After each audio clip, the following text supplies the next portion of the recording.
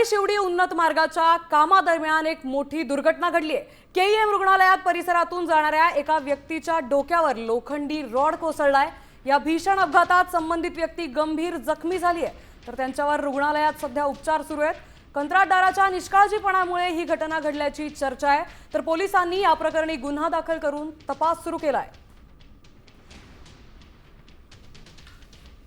या संदर्भात आपल्याला अधिकची माहिती देत आहेत आपले प्रतिनिधी। मुंबईत विकास कामांचा वेग वाढलाय, मात्र या विकास कामांमुळे कुठेतरी मुंबईकरांच्या जीवाशी खेळलं जातंय का, हा प्रश्न आता उपस्थित झाला आहे। वरळी शिवडी हा जो उन्नत मार्गाचं काम सुरू आहे, याच कामाच्या ठिकाणी आपण जर पाहिलं तर हा जो पोल या ठिकाणी दिसतोय, या पोलच्या ठिकाणी काम सुरू असतानाच या ठिकाणावरून जाणारा एक पादचारी नागरिक होता। त्याच्या खांद्यावर अंगावरती जो आहे तो मोठा लोखंडी रॉड कोसळला, डोक्याला गंभीर मार लागलेला आहे, प्रचंड रक्तस्राव देखील झालेला आहे। अशा ठिकाणी ही विकास कामं होत असताना कंत्राटदाराने या ठिकाणी बॅरिगेटिंग करणे आवश्यक आहे, मोठ्या प्रमाणात सुरक्षा व्यवस्था, सुरक्षा जाळ्या लावणे देखील आवश्यक आहे।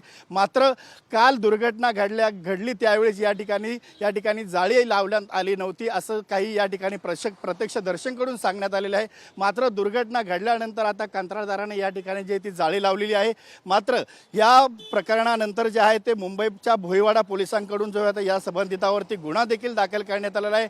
विक्रम सावंत, मी संजय गडदे, साम टीव्ही न्यूज, मुंबई।